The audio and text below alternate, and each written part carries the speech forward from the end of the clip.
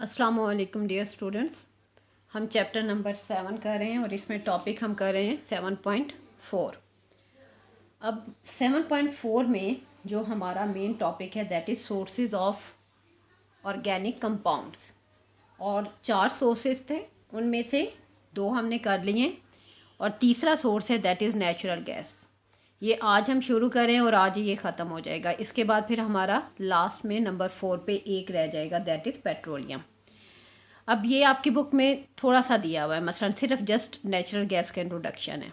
इसमें जो क्वेश्चन बन सकता है वो इस तरह से आ सकता है कि व्हाट इज़ नेचुरल गैस, ये होती क्या है आपने बताना है।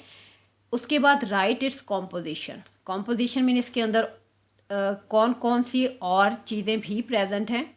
इसके अलावा इसके 2 यूजेस लिखे, यानी ये कंप्लीट क्वेश्चन है। नेचुरल गैस का इंट्रोडक्शन भी हो जाएगा, इसके अलावा उसकी कॉम्पोजिशन भी हम डिस्कस कर लेंगे और हम ये भी देख लेंगे कि ये कहाँ कहाँ पे इस्तेमाल होती है। Natural gas is an important means of energy specially for Pakistan. क्यों पाकिस्तान के लिए? क्योंकि पाकिस्तान एक ऐसा मुल्क है जहाँ पे production of mineral oil and coal बहुत कम है, और ऐसे तमाम ममालिक जिनमें ये कम पाया जाता है उसमें इम्पॉर्टेंट मीन्स ऑफ एनर्जी है जो कि नेचुरल गैस है।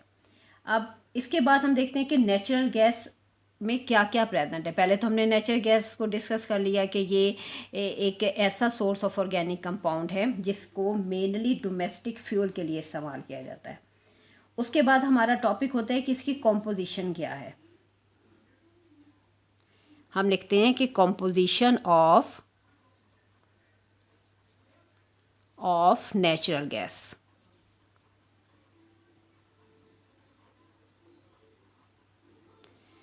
कंपोजिशन में कि ये इसके अंदर क्या क्या प्रेजेंट है। मेनली जब हम बात करें तो नेचुरल गैस के अंदर मीथेन प्रेजेंट होता है ज़्यादातर। कितना? मसलन इसके अंदर जो सबसे ज़्यादा गैस प्रेजेंट है that is methane gas. Methane gas का फार्मूला CH4 है और ये आलमोस्ट हम कह सकते हैं 80 to 95% CH4 is present in natural gas. हम सेकंड पॉइंट पे हम ये भी कह सकते हैं कि मीथेन के अलावा क्या और भी कोई कंपोनेंट्स हैं जो इसके अंदर प्रेजेंट हैं? यस, प्रेजेंट है। This is a mixture of low boiling hydrocarbons. हम कहते हैं कि this is a mixture of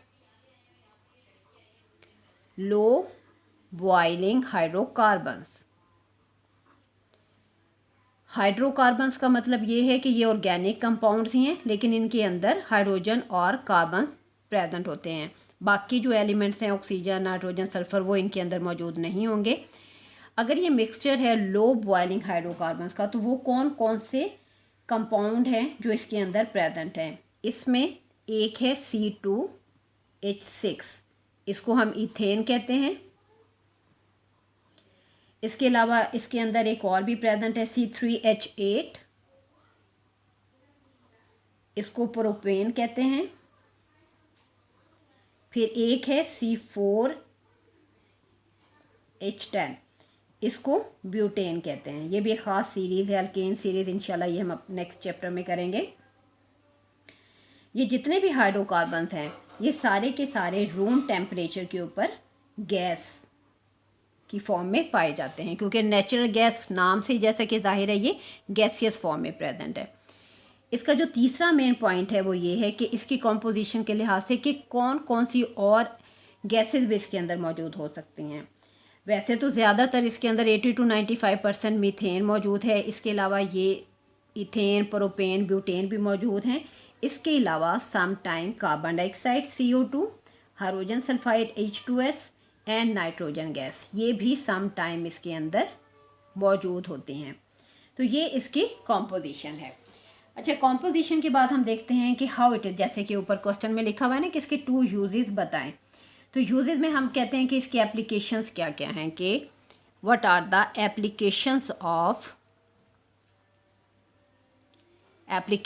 of natural gas.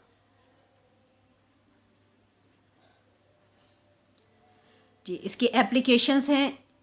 Number 1 लिखते हैं कि सबसे मेन इसकी एप्लीकेशन तो ये है कि this is used as a fuel. जैसे कि घरों में आपको पता है कि गैस आती है जिसे फ्यूल के तौर पर, ईंधन के तौर पर इस्तेमाल किया जाता है और खाना वगैरह हम बनाते हैं, बाकी गीज़र वगैरह भी चलते हैं इसी गैस के ऊपर। तो ये नेचुरल गैस ही है, इसको एज अ फ्यूल इस्तेमाल किया जाता है। इसके अलावा इसको कार्बन ब्लैक बनाने के लिए, फीलर के तौर पर in the manufacture of tyre इसको इस्तेमाल किया जाता है। तो हम इस यहाँ पे दूसरा पॉइंट लिख लेते हैं कि it is use for the production of carbon black and it is used as a filler in tyre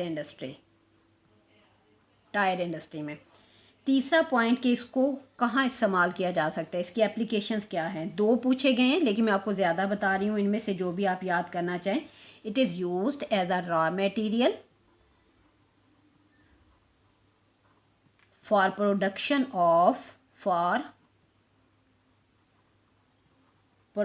of urea. जब यूरिया बनाते हैं तो इसको रॉ मटेरियल के तौर पे, यानी यूरिया बनाने में ये एक अहम कंपोनेंट है। इसके अलावा हाँ, इसको नेचुरल गैस को फर्टिलाइज़र इंडस्ट्रीज में भी इस्तेमाल किया जाता है, सीमेंट इंडस्ट्री में भी इस्तेमाल किया जाता है पावर जनरेट करने के लिए। यानी हम यहाँ पे लिख सकते हैं एज अ पावर जनरेशन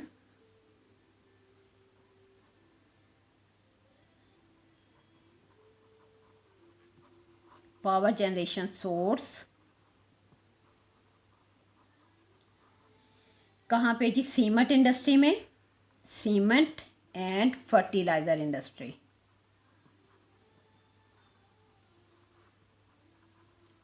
ये इसके चंद यूजेस हैं।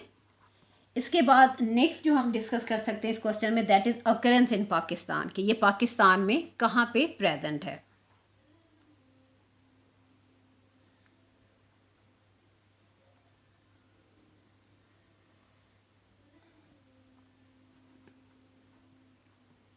कि पाकिस्तान में कहाँ कहाँ पे ये प्रेजेंट है। पाकिस्तान में large deposits of the natural gas are found at Sui in Balochistan, Sindh में भी पाई जाती है और पंजाब में जो इसकी सबसे ज़्यादा क्वांटिटी है, लार्ज डिपॉजिट्स हैं, दैट आर प्रेजेंट इन सुई। सुई एक जगह का नाम है जो कि बलूचिस्तान में है जी। यहाँ पे ये टॉपिक हमारा कंप्लीट हो जाता है। नेचुरल गैस के बारे में क्वेश्चन है कि ये नेचुरल गैस होती क्या है, ठीक है, और इसकी कॉम्पोजिशन क्या है, यूजेस क्या है। इसके नेचुरल गैस क्या है? ये गैस है जिसे फोसल जो कि अर्थ क्रस्ट के अंदर मौजूद होती है। जहाँ पे पेट्रोलियम मौजूद हो वहाँ पे हर हाल में नेचुरल गैस भी मौजूद होती है। और ये रिमेन्स ऑफ एनिमल्स, उसके ऊपर कुछ रिएक्शंस होते हैं जब ये प्रिपेयर की जाती है ज़मीन के अंदर अर्थ क्रस्ट में।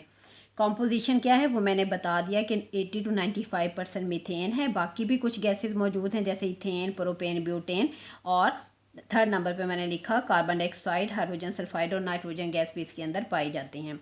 उसके बाद एप्लीकेशंस में देखें तो कोई से 2 या 3 आप इसमें से याद कर सकते हैं। सबसे मेन जो इसकी एप्लीकेशन है, this is used as a fuel, carbon black की प्रोडक्शन में इस्तेमाल होती है, as a filler in tyre industry, raw material for production of urea.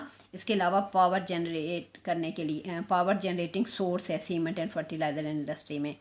और सबसे लार्ज डिपॉजिट्स इसके कहाँ प्रेजेंट है? बलूचिस्तान में, सुई के मकाम पे। ये यहाँ पे हमारा टॉपिक बेटा कंप्लीट हो गया। मैंने आपको क्लास में भी ये करवा दिया है, अगर कोई स्टूडेंट एब्सेंट है तो वो यहाँ वीडियो में भी इसको अंडरस्टैंड कर सकता है। इसके मेन जो पॉइंट्स है वो मैंने यहाँ लिख दिए हैं। अब हमारा 7.4 टॉपिक का लास्ट रह गया, दैट इज़ पेट्रोलियम। उसके भी इंशाल्लाह 3-4 हम शॉर्ट क्वेश्चन करेंगे और उसके बाद हमारा ये 7.4 कंप्लीट होगा तो हम 7.5 पे मूव कर जाएंगे। ओके, टेक केयर, अल्लाह हाफ़िज़।